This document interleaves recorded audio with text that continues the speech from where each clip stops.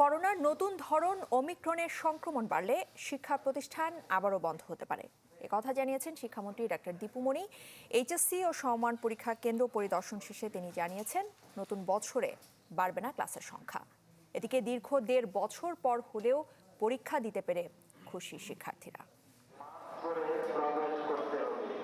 দীর্ঘ 1.5 বছর পর এইচএসসি পরীক্ষা, যেখানে সবচেয়ে বেশি গুরুত্ব পেয়েছে স্বাস্থ্যবিধি। তাই কাগজ কলমের আগে ছেলে মেয়েদের দিতে হয়েছে স্বাস্থ্যবিধির পরীক্ষা। তাপমাত্রা পরিমাপ ও স্যানিটাইজারের বেড়াজাল পেরিয়েই মেলে পরীক্ষা কেন্দ্রে ঢোকার অনুমতি। খুবই ভালো লাগতেছে, সবকিছু স্বাস্থ্যবিধি মেনে সবাই দূরত্ব বজায় রেখে দাঁড়াইছি, শান্ত শৃঙ্খলাভাবে সবাই আসছি। সময় কম হতে শর্ট সিলেবাস করে দিছে, সো অত সমস্যা হয় নাই শর্ট সিলেবাসের জন্য। এবারের কাটছাটের এই পরীক্ষা সকাল 10টায় শুরু হয় পদার্থ প্রথম পত্র দিয়ে।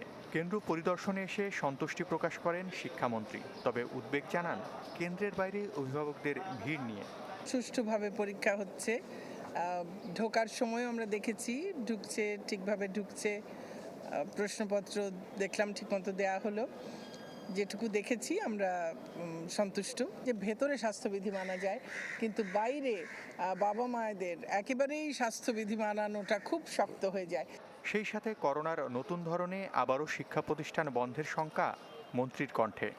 শিক্ষা প্রতিষ্ঠান বন্ধ করে দিতে হয় এমন পরিস্থিতি যেন না হয়, কিন্তু যদি তেমন পরিস্থিতি হয়, যদি পরিস্থিতির কারণে প্রয়োজন হয়, অবশ্যই আমরা যে কোনো সিদ্ধান্ত, আমাদের শিক্ষার্থীদের স্বাস্থ্য সুরক্ষার জন্য যে কোনো সিদ্ধান্ত প্রয়োজন হবে আমরা তা নেব। তবে কোনো বাধাই স্পর্শ করেনি পরীক্ষার্থীদের, বরং অটোপাসের বদলে পরীক্ষায় বসতে পেরে খুশি তারা।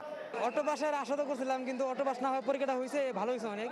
আমাদের সিকিউ সব ভালো হয়েছে, কিন্তু এমসিকিউ টাইমটা অনেক কম ছিল। অটোপাস যারা পাইছে তাদের অনেক ভোগান্তি হয়েছে, আর ক্ষেত্রে পরীক্ষাটাই ভালো হয়েছে।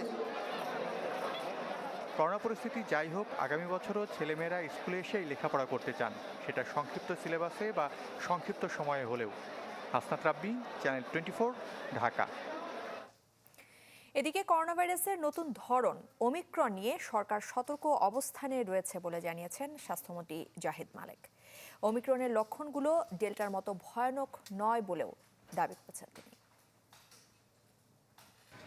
ওমিক্রনের যে একটা বিশ্বজোড়া নতুন ভ্যারিয়েন্ট বেরিয়েছে, যেটা নিয়ে সকলেই একটু চিন্তিত, আমরাও সতর্ক, কিন্তু আমরা প্যানিক করব না। আমরা জানতে পেরেছি যে এটা খুবই সংক্রমণ করে, খুব দ্রুত ছড়িয়ে যায়। আফ্রিকাতে বলেছে প্রায় 100 গুণ বেশি সংক্রমণের ক্ষমতা রাখে, কিন্তু মৃত্যু এখনো কোনো ঘটে নাই। খালেদা জিয়ার কোনো ক্ষতি হলে জনগণ সরকারকে রেহাই দেবে না বলে হুঁশিয়ারি দিয়েছেন বিএনপি মহাসচিব। জাতীয় প্রেস ক্লাবের সামনে জাতীয়তাবাদী মুক্তিযোদ্ধা দলের মানববন্ধনে আবারও খালেদা জিয়াকে বিদেশে চিকিৎসার দাবি জানিয়েছেন তিনি। তবে ওবায়দুল কাদেরের প্রশ্ন হলো, বিএনপির কথা অনুযায়ী সরকার যদি অবৈধই হয়, তাহলে অবৈধ সরকারের কাছেই কেন বারবার মুক্তির দাবি করছেন তারা? খালেদা জিয়ার মুক্তি ও বিদেশে চিকিৎসার দাবিতে বিএনপির কর্মসূচি চলছেই। তারই অংশ হিসেবে বৃহস্পতিবার জাতীয় প্রেস ক্লাবের সামনে মানববন্ধন করে দলটির অঙ্গ সংগঠন জাতীয়তাবাদী মুক্তিযোদ্ধা দল। এ সময় মির্জা ফখরুল বলেন, সরকারের স্বার্থেই বেগম জিয়াকে বিদেশে নিয়ে চিকিৎসা করা দরকার। তার কোনো ক্ষতিতে জনগণ সরকারকে রেহাই দিবে না বলেও হুঁশিয়ারি তার। দেশনেত্রী বেগম খালেদা জিয়াকে বাইরে পাঠানো এই সরকারের জন্য দরকার, কারণ আল্লাহ না করুক তার জন্য কোনো ক্ষতি হয়, তাহলে এই দেশের জনগণ আপনাদেরকে রেহাই দেবে না বন্ধুগণ। তবে বিএনপি চেয়ারপারসনের মুক্তির দাবির বিষয়ে উল্টো কথা আওয়ামী লীগ সাধারণ সম্পাদকের। নিজ বাসভবনে তার প্রশ্ন, সরকার যদি অবৈধই হয়, তবে এই অবৈধ সরকারের কাছে কেন বেগম জিয়ার মুক্তির দাবি? বিএনপি মহাসচিব বলেছেন, বেগম জিয়ার বিদেশে চিকিৎসার ক্ষেত্রে আইন নয়, এই অবৈধ সরকারই একমাত্র বাধা। সরকার যদি অবৈধই হয়, তবে এই অবৈধ সরকারের কাছে দাবি করছেন কোন মুখে? বিএনপি নেতারা দেশের আইন আদালতের তোয়াক্কা করে না বলে অভিযোগ ওবায়দুল কাদেরের। শিক্ষার্থীদের প্রতি সংবেদনশীল। সাদবিন শফিক, চ্যানেল 24, ঢাকা। 2041 সালের মধ্যে উন্নত দেশ গড়তে অগ্রসৈনিক হবে সশস্ত্র বাহিনী। ন্যাশনাল ডিফেন্স কোর্স ও arm forces war course graduation সেরেমনিতে এমন আশা প্রকাশ করেছেন প্রধানমন্ত্রী শেখ হাসিনা। তিনি বলেন, উন্নত দেশ করার লক্ষ্যে যে কোনো চ্যালেঞ্জ মোকাবেলায় প্রস্তুত রয়েছে তার সরকার। ন্যাশনাল ডিফেন্স কোর্স এবং আর্ম ফোর্স ওয়ার কোর্স সম্পন্নকারীদের graduation ceremony. Defence service command and staff কলেজে এই আয়োজনে গণভবন থেকে ভার্চুয়ালি যুক্ত হন প্রধানমন্ত্রী শেখ হাসিনা। এবার এনডিসিতে 27 জন বিদেশি সহ 88 জন এবং এএফডব্লিউসিতে 55 জন প্রশিক্ষণার্থী অংশ নেন। সফলভাবে কোর্স সম্পন্নকারীদের সনদ দেন সরকার প্রধান। সফল প্রশিক্ষণ শেষে কোর্স মেম্বারদের সনদপত্র প্রদান করলাম। প্রধানমন্ত্রী বলেন, যুদ্ধ বিধ্বস্ত দেশ গড়ার পাশাপাশি স্বাধীন রাষ্ট্রের উপযোগী সশস্ত্র বাহিনী গঠন করতে চেয়েছিলেন জাতির পিতা। 1974 সালে প্রণয়ন করেন প্রতিরক্ষা নীতিমালা। একেই যুগোপযোগী করে সশস্ত্র বাহিনীর আধুনিকায়নে কাজ করছে সরকার। আমরা আমাদের সবসময় চেষ্টা করেছি যে আমাদের সশস্ত্র বাহিনীর আধুনিকায়ন, সম্প্রসারণ এবং উন্নয়ন, যার ফলে আজকে আমাদের প্রচেষ্টার ফলে অনেক দূর অগ্রসর হয়েছে। দেশের অর্থনৈতিক সক্ষমতার বর্তমান চিত্র তুলে ধরেন প্রধানমন্ত্রী শেখ হাসিনা। বলেন, যে কোনো চ্যালেঞ্জ মোকাবিলায় দেশ এখন প্রস্তুত। কাজে আজকে আমরা উন্নয়নশীল দেশ হিসেবে আমাদের দেশকে আমরা এগিয়ে নিয়ে যাব। এখানে যে কোনো চ্যালেঞ্জ মোকাবেলার জন্য বাংলাদেশ সদা প্রস্তুত। আমরা অর্থনৈতিক অগ্রগতির মানদণ্ডে বিশ্বের প্রথম 5টি দেশের মধ্যে স্থান করে নিয়েছি। প্রধানমন্ত্রীর আশা, 2041 সালের মধ্যে উন্নত সমৃদ্ধ দেশ গড়ার লক্ষ্য অর্জনে অগ্রসৈনিক হবে সশস্ত্র বাহিনী। আমাদের সশস্ত্র বাহিনীর সদস্যদের এটুকুই বলবো যে আমার 41-এর যে প্রেক্ষিত পরিকল্পনা বাস্তবায়ন, তারই অগ্রসেনা হিসেবে আপনারা কাজ করে যাবেন আমি আশা করি। আর 2071 সালে আমাদের স্বাধীনতার শতবর্ষ পূর্তি হবে, সেটাও আমাদের মাথায় রেখে এগিয়ে যেতে হবে। বিভিন্ন দুর্যোগে ভূমিকা রাখায় সশস্ত্র বাহিনীর সদস্যদের প্রশংসা করেন প্রধানমন্ত্রী শেখ হাসিনা। স্বপ্নিল শাহরিয়ার শিশির, চ্যানেল 24, ঢাকা। সাভারের আমিনবাজারে ডাকাত সন্দেহে 6 ছাত্রকে পিটিয়ে মারার মামলায় 13 জনের মৃত্যুদণ্ড দিয়েছেন আদালত। হাইকোর্টের অনুমোদনের পর ফাঁসিতে ঝুলিয়ে তাদের মৃত্যু কার্যকরের নির্দেশ দেওয়া হয়েছে। যাবজ্জীবন কারাদণ্ড হয়েছে 19 জনের, আর খালাস পেয়েছেন 25 জন। আসামিরা সবাই একই গ্রামের বাসিন্দা। শবে বরাতের রাত তারুণ্যের উচ্ছ্বাসে ইবাদত করে সাভারের আমিনবাজারের বরদেশি গ্রামে গিয়েছিলেন 6 ছাত্র। কে জানতো পবিত্র রাতটিতেই তাদের জীবন শেষ করে দেবে একদল নৃশংস গ্রামবাসী। একে একে 7 ছাত্রকে সাপের মতো পিটিয়ে উল্টো তাদের নামে অভিযোগ দেয়া হয় ডাকাত বলে। 6 জন মারা যান, বেঁচে ফেরেন 1 জন। এ ঘটনায় হত্যা মামলায় আসামি করা হয় 60 জনকে। তবে 3 জন মারা যাওয়ায় 57 জনের রায় দেন আদালত। বৃহস্পতিবার রায় ঘোষণার দিন সকালেই একই গ্রামের 45 আসামিকে হাজির করা হয় আদালত প্রাঙ্গণে। নিহতের স্বজন তো বটেই, আসেন আসামিদের পরিবারও। জনাকীর্ণ আদালতে যখন রায় ঘোষণা শুরু হয় তখন প্রাঙ্গণে নেমে আসে পিনপতন নীরবতা। কোনো পর্যবেক্ষণ ছাড়াই একে একে 13 আসামির মৃত্যুদণ্ড দেয়া হয়। এ রায়ে সন্তোষ জানিয়েছে রাষ্ট্রপক্ষ। এই 60 জনের মধ্যে 13 জনের মৃত্যুদণ্ড দিয়েছেন 302 ধারায়। 19 জনকে আমরা যাবজ্জীবন জেল, 302 ধারায় আর 10,000 টাকা জরিমানায়। যে এই 25 জনের ভিতরে আরও দণ্ডপ্রাপ্ত হওয়া উচিত, এরকম সাক্ষ্যতা যদি থাকে তাহলে আমরা চিন্তা করব উচ্চ আদালতে যেতে। তবে প্রত্যাশিত রায় না পেয়ে আপিল করার কথা জানিয়েছে আসামিপক্ষ। এই মামলাটা প্রুফ করার জন্য কোনো সাক্ষীও নাই মামলায়। তারপরে এই জিনিসগুলি বিবেচনা না করেই এই রায়টা দিয়েছে। এই রায়টাতে আসামিপক্ষ সংক্ষুব্ধ হয়ে উচ্চ আদালতে আমরা আপিল করবো এবং উচ্চ আদালতে আমরা ন্যায় বিচার পাবো। নিহতদের পরিবার এ রায়ে খুশি, তবে তাদের দাবি দ্রুত যেন তা কার্যকর করা হয়।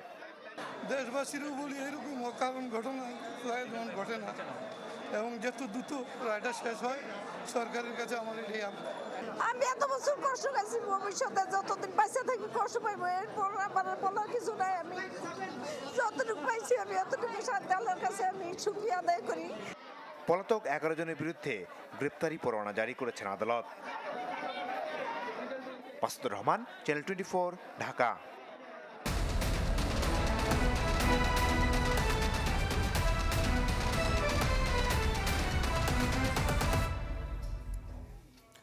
পঞ্চাশ বছরের স্বাধীন বাংলাদেশ সমৃদ্ধ হয়েছে অবকাঠামো আর অর্থনীতির গল্পে, কিন্তু নীতি, সভ্যতা এবং নাগরিক তৈরির প্রশ্নে আছে কি তেমন কোনো অর্জন? সমাজ বিশ্লেষকরা মনে করছেন 5 দশকে রাষ্ট্রের নজর বস্তুগত উন্নয়নে আটকে থাকায় গড়ে ওঠেনি সভ্য সমাজ, বরং আক্রমণাত্মক এবং হিংসাত্মক আচরণ বাড়ছে মানুষের মাঝে। সাজিদুল আলম তুহিনের ছবিতে মাকসুদ নবীর রিপোর্ট।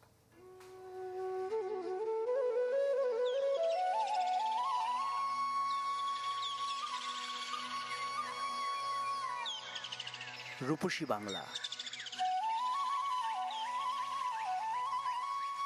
স্বল্পোন্নত থেকে উন্নয়নশীল, নিম্ন থেকে মধ্য আয়ের দেশ। অবকাঠামো আর অর্থের উন্নয়নে অজস্র সুনাম কুড়িয়েছে অর্ধ শতাব্দীর বাংলাদেশ।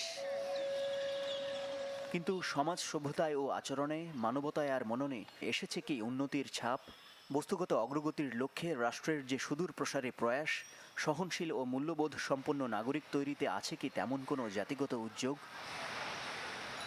সমাজচিন্তকদের চোখে মানবতা ভিত্তিক উন্নয়নে এখনও অনগ্রসর 50-এর বাংলাদেশ, যেখানে কমছে প্রকৃত মানুষ তৈরির উপাদান। বাজারমুখী শিক্ষা, দুর্নীতি, ক্ষমতা আর ভোগবিলাসী রাজনৈতিক সংস্কৃতির দাপটে মানুষের মাঝে বাড়ছে হিংসাত্মক ও আক্রমণাত্মক মনোভাব। এখানে তুচ্ছ ঘটনায় লঙ্কাকাণ্ড বাঁধাতে সময় লাগে না, মানুষের জীবন কেড়ে নিতে মানুষের কোনো কারণ লাগে না, হোক তা বিয়ে বাড়িতে মাংস কম পড়া কিংবা ছেলে ধরা সন্দেহ। অন্য দেশের খেলাকে কেন্দ্র করে নিজ দেশে খুনোখুনি, কেউ বা প্রাণ নিতে দ্বিধা করে না ধর্মীয় প্রতিহিংসায়। আর সামাজিক যোগাযোগ মাধ্যমে অশ্রাব্য গালিগালাজ যেন হয়ে উঠেছে বহু মানুষের স্বাভাবিক কর্ম। এই উন্নয়ন একপাক্ষিক হয়ে গেছে। সনদ দিচ্ছি, মুখস্থ করাচ্ছি, পরীক্ষা দেওয়াচ্ছি, কিন্তু মানুষ তৈরির যে উপাদান প্রয়োজন, অর্থাৎ আলোক প্রাপ্তির বিষয়টা, সেই বিষয়টা আমরা নিশ্চিত করি। দুর্নীতির কারণে মানুষের সুচিন্তাগুলি সব পরাস্ত হচ্ছে। আর যেখানে সুচিন্তা থাকবে না, সেখানে কোনো ধরনের ভারসাম্য থাকবে না।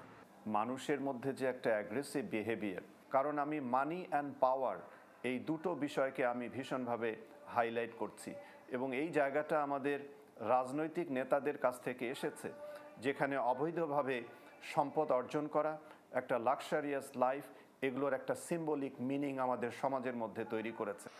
বিশ্লেষকদের মতে যুব সমাজের মাঝে কোনো লক্ষ্য তৈরি করতে পারছে না 5 দশকের রাজনীতি। ছোট অর্থনীতির দেশ হয়েও ভুটানের মতো অনেক রাষ্ট্র বিশ্বের বুকে আজ সমুন্নত হচ্ছে তাদের নাগরিকদের সভ্য, শান্ত ও অহিংস আচরণে। আমরা সংস্কৃতির কিছু কৃত্যকে গ্রহণ করেছি। সংস্কৃতির এখানে উৎসব হচ্ছে, সেখানে উৎসব হচ্ছে, কিন্তু সংস্কৃতি তো তা না। সংস্কৃতি একদিকে মূল্যবোধ, অন্যদিকে প্রতিদিনের জীবন, তাকে আমরা উন্নত করেছি। আমাদের ধর্মীয় মূল্যবোধের প্রকৃত মূল্যবোধগুলি আমাদের ভিতর সঞ্চারিত করতে হবে। নেক্সট জেনারেশনের সামনে আমরা কি এক্সাম্পলটা তৈরি করতে চাই অ্যাপার্ট ফ্রম আমাদের ইকোনমিক গ্রোথ, সেই জায়গাটা রাজনীতিবিদরা আমরা এখনো এটা তৈরি করতে পারিনি। সুনাগরিক কখনো উপদেশ দিয়ে তৈরি করা যায় না। সুনাগরিক তৈরি করার জন্য ইনস্টিটিউশনকে আমাদের ফাংশন করতে হবে। রাজনৈতিক নেতাদের ভোগ বিলাসকে ত্যাগ করে অ্যাকাউন্টেবিলিটির জায়গাটাকে নিয়ে আসতে হবে। তারা মনে করেন মানুষের মাঝে শিক্ষা, সংস্কৃতি ও প্রকৃত মূল্যবোধের সঞ্চারণ ঘটাতে নিতে হবে রাষ্ট্রীয় পরিকল্পনা, যেখানে জীবনযাপনের সুন্দর নীতিমালায় গড়ে উঠবে এক একজন সুনাগরিক। সে আলোয় আলোকিত হবে সমাজ, বস্তুগত আর মানব উন্নয়ন চলবে সমান তালে। মাকসুদ নবী, চ্যানেল 24, ঢাকা। পাহাড়ে শান্তি ফেরাতে সরকারের সদিচ্ছা নিয়ে প্রশ্ন তুলেছেন জনসংহতি সমিতির প্রধান সন্তু লারমা। পার্বত্য চুক্তির 2 যুগ পূর্তির অনুষ্ঠানে এই প্রশ্ন তোলেন তিনি। সচিবালয়ে আরেক অনুষ্ঠানে পার্বত্য চট্টগ্রাম বিষয়ক মন্ত্রী বীর বাহাদুর উসেই সিং স্বীকার করেন চুক্তির পূর্ণাঙ্গ বাস্তবায়নের অভাবে কাটছে না অস্থিরতা। সৌন্দর্যের ডালি মেলে ধরা পাহাড়ের বুকেও জমে আছে ক্ষত, দীর্ঘদিনের পাওয়া না পাওয়ার হিসাব। যে হিসাব মেলাতে 24 বছর আগে এক ঐতিহাসিক দিনে সব বাধা টপকে সই হয়েছিল পার্বত্য চুক্তি। অধিকার আদায়ে অস্ত্র হাতে নেয়া জেএসএস শান্তির আশায় তা জমা দেয় সরকারের কাছে। এরপর কেটে গেছে 2 যুগ, পার্বত্য চুক্তির পূর্ণাঙ্গ বাস্তবায়ন রয়ে গেছে অধরা। কিন্তু কেন? চট্টগ্রামের জনগোষ্ঠীর উপরে যে আচরণ চলছে সেটা আমাদের 21শে ফেব্রুয়ারির চেতনা বিরোধী। যদি রাজনৈতিক সমাধানে আমাদের লক্ষ্য থাকে, তাহলে অবশ্যই সামরিক সমাধানের যে কোনো প্রচেষ্টা থেকে আমাদের দূরে থাকতে হবে। আর রাষ্ট্র স্বীকার করুক আর না করুক, উপনিবেশ হিসাবে এটাকে ব্যবহার করা হচ্ছে।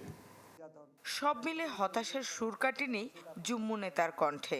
তবুও অধিকার ফিরে পেতে শেষ পর্যন্ত ভরসা রাখতে চান সরকারের উপরেই। আমরা তাকিয়ে আছি বাংলাদেশের মাননীয় প্রধানমন্ত্রী এবং তার সরকারের কাছে এবং বাংলাদেশের রাষ্ট্র পর্যায়ে যারা যুক্ত তাদের দিকে যে এই চুক্তি বাস্তবায়িত হবে। এই চুক্তি যদি বাস্তবায়িত হয় এটা দেশেরই মঙ্গল হবে, আর এই চুক্তি যদি বাস্তবায়িত না হয় দেশের অবশ্যই আমি জানি না আগামী দিনে যারা বেঁচে থাকবেন ছাত্র যুব সমাজ তারা কি করবে। পার্বত্য চট্টগ্রাম বিষয়ক মন্ত্রীও বলেন, চুক্তির পূর্ণ বাস্তবায়ন ছাড়া সম্ভব নয় পাহাড়ের শান্তি ফেরানো। পার্বত্য অঞ্চলের পরিবেশ পরিস্থিতি আকাশ আর পাতাল তফাৎ, আজকে অনেক উন্নয়ন দিয়ে গেছে। হ্যাঁ, তার বাদবাকিগুলি যত দ্রুত করা যায় বাস্তবায়ন, যত আমরা সেখানে শান্তি ফিরিয়ে আনতে পারি তত আমাদের জন্য কল্যাণ। বিবদমান বিষয়ে সব পক্ষের এক বিন্দুতে আসা ছাড়া কোনো বিকল্প নেই। শামিমা সুলতানা, চ্যানেল 24, ঢাকা। আপনি দেখছেন সন্ধ্যে 7টার খবর। পঞ্চম ধাপের ইউনিয়ন পরিষদ নির্বাচনের প্রার্থী চূড়ান্ত করতে আওয়ামী লীগের স্থানীয় সরকার মনোনয়ন বোর্ডের সভা চলছে। এতে সভাপতিত্ব করছেন দলের সভাপতি ও প্রধানমন্ত্রী শেখ হাসিনা। গণভবনে বিকেল 4টা থেকে এই সভা শুরু হয়। সভায় প্রধানমন্ত্রী ছাড়াও বোর্ডের অন্যান্য সদস্যরা উপস্থিত রয়েছেন। ইউনিয়ন পরিষদের পঞ্চম ধাপের নির্বাচন আগামী বছরের 5 জানুয়ারি অনুষ্ঠিত হবে, যেখানে আওয়ামী লীগ থেকে কারা প্রার্থী হবেন তা আজ চূড়ান্ত করার কথা রয়েছে। ছাত্রলীগ নেতাকর্মীদের মানসিক নির্যাতনের অভিযোগে শিক্ষকের মৃত্যুর ঘটনায় উত্তাল কুয়েট। দ্বিতীয় দিনের মতো হয়নি ক্লাস পরীক্ষা। ক্যাম্পাসের দুর্বার বাংলা চত্বরে প্রতিবাদ সমাবেশ করেছে শিক্ষক সমিতি। আর দায়ী ছাত্রদের বহিষ্কার ও শাস্তি না হওয়া পর্যন্ত আন্দোলন চালিয়ে যাওয়ার কথা জানিয়েছেন শিক্ষকরা। তাদের সাথে একাত্মতা প্রকাশ করেন সাধারণ শিক্ষার্থীরা। তবে পাল্টা অবস্থান কর্মসূচি পালন করেছে ছাত্রলীগ নেতাকর্মীরা। আর শিক্ষকের মৃত্যুর ঘটনায় 3 সদস্যের কমিটি গঠন করা হলেও তদন্তে অপারগতা জানিয়েছেন এর সদস্যরা। পরে জরুরি সিন্ডিকেট সভায় উপাচার্য জানিয়েছেন তদন্ত প্রতিবেদন পাওয়ার পরই পরবর্তী ব্যবস্থা নেওয়া হবে। রাজশাহীর কাটাখালী পৌর মেয়র আব্বাস আলীকে কারাগারে পাঠিয়েছেন আদালত। সকালে রাজশাহী মেট্রোপলিটন ম্যাজিস্ট্রেট আদালত এই আদেশ দেন। এর আগে 10 দিনের রিমান্ড চায় পুলিশ। একই সাথে জামিন আবেদন করেন আসামি পক্ষের আইনজীবী। দুটিরই শুনানির দিন আগামী রোববার ঠিক করেছেন আদালত। বুধবার ভোরে রাজধানীর কাকরাইলে একটি হোটেল থেকে পৌর মেয়র আব্বাস আলীকে গ্রেফতার করে র্যাব। ঢাকা টেস্ট সামনে রেখে অনুশীলন শুরু করেছে বাংলাদেশ দল। পরাজয়ের 16 কলা এড়াতে টাইগারদের হাতে এখন ঢাকা টেস্ট। ম্যাচে পার্থক্য গড়ে দেবে মিরপুরের রহস্যময় উইকেট, বলছেন ইয়াসির আলী। এদিকে কর্নার টেস্টে নেগেটিভ হয়ে দলের সঙ্গে ফিরেছেন সাকিব আল হাসান।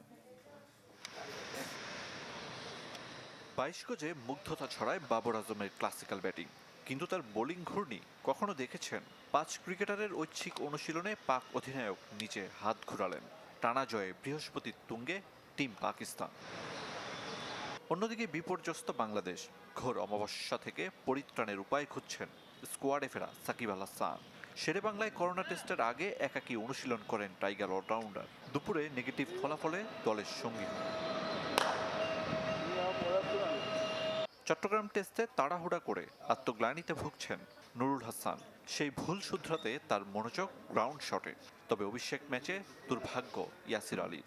শাহিন শাহ আফ্রিদির বলে মাথায় আঘাতপ্রাপ্ত ইয়াসিরের মনে এখনো জমাট আক্ষেপ। আমরা জানি না উইকেট কেমন থাকবে, তো উইকেটের বিহেভিয়ার দেখে উইকেট যেভাবে বিহেভ করে হবে। আর মেইন জিনিস হচ্ছে আমাদের যে প্রসেসটা আছে ওই প্রসেসটা আমাদের মেনটেন করতে হবে। That's it. সবকিছু সিম্পল রেখে উইকেট যেরকম চাই ওরকম ব্যাটিং করা। সাগরিকা ছেড়ে মিরপুরের রহস্যময় উইকেটের সামনে দাঁড়িয়ে মুশফিকুর রহিম পিচ কিউরেটরের সঙ্গে আলোচনায় ব্যস্ত মিস্টার ডিপেন্ডেবল। সত্যি কথা বলতে একটু ভয়ে ছিলাম, কিন্তু আবার একটু কষ্ট পাচ্ছিলাম যে আমার ডেবু ম্যাচ, টিমকে একটু ভালো জায়গায় নিয়ে যাচ্ছিলাম।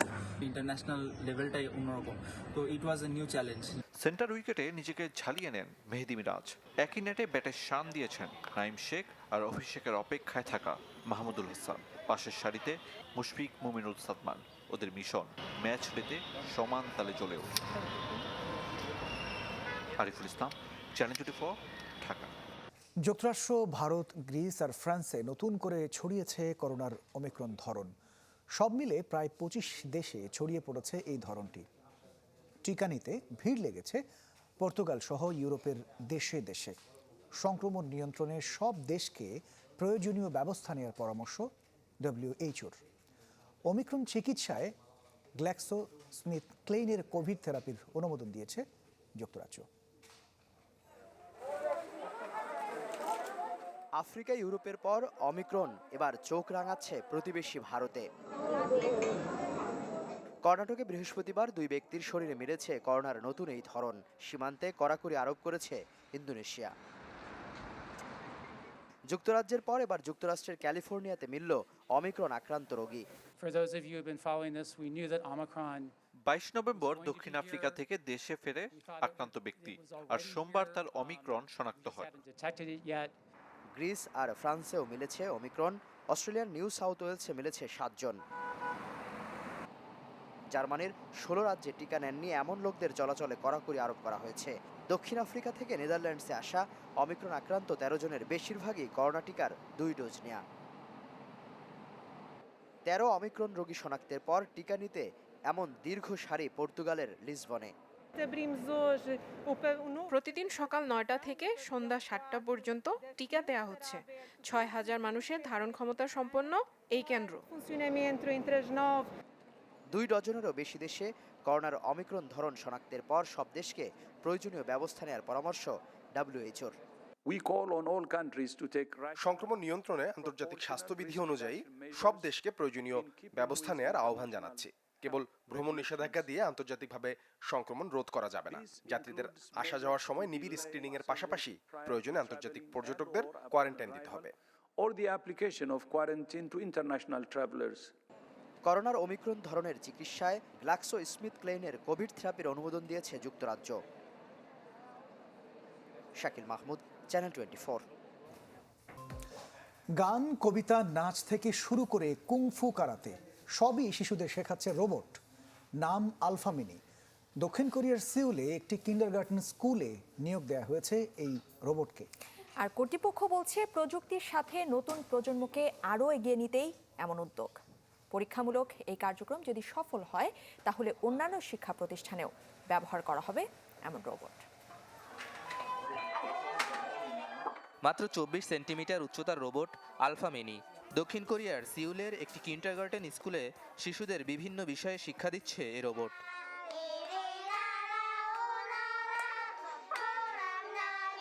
নাচ, গান, কবিতা সবই পারে আলফা মিনি। এমনকি পুশ আপ সহ বিভিন্ন ব্যায়ামও শেখায়। প্রতিদিন নির্দিষ্ট একটি সময় রোবটের সাথে কাটায় স্কুলের শিশুরা। আলফা মিনি আমাদের সব কথা শোনে, এজন্য তাকে খুব ভালো লাগে। হাইটেক ফিউচারের জন্য পরবর্তী প্রজন্মকে গড়ে তুলতে পাইলট প্রকল্প হাতে নিয়েছে সিউল প্রশাসন। এ আওতায় কিন্ডারগার্টেন স্কুলে শিশুদের নানা বিষয় শেখাতে ব্যবহার করা হচ্ছে রোবট। নার্সারি স্কুল থেকেই শিশুদের আপডেট প্রযুক্তির সাথে অভ্যস্ত করার চেষ্টা করছি, যেন ভবিষ্যতে এটিকে তারা স্বাভাবিকভাবে নেয় আর সহজেই খাপ খাওয়াতে পারে। প্রাথমিকভাবে একটি স্কুলে রোবটকে রাখা হলেও আগামীতে সব স্কুলকে এর আওতায় আনার কথা জানিয়েছে সিউল প্রশাসন। সজীব হোসেন, চ্যানেল 24। দর্শক, এই ছিল চ্যানেল 24 এর সন্ধ্যা 7টার খবরে। বিশ্বের যে কোনো প্রান্ত থেকে সবশেষ খবর জানতে ভিজিট করুন আমাদের ফেসবুক পেজ, ইউটিউব চ্যানেল ও ওয়েবসাইটে। করোনার এই দুঃসময়ে স্বাস্থ্যবিধিগুলো অবশ্যই মেনে চলবেন। একটু পরপর সাবান, স্যানিটাইজার বা হ্যান্ড রাব দিয়ে হাত অবশ্যই জীবাণুমুক্ত করবেন। মাস্ক পরুন, সুস্থ থাকুন। অনেক ধন্যবাদ এতক্ষণ যারা সঙ্গে ছিলেন। ধন্যবাদ সবাইকে।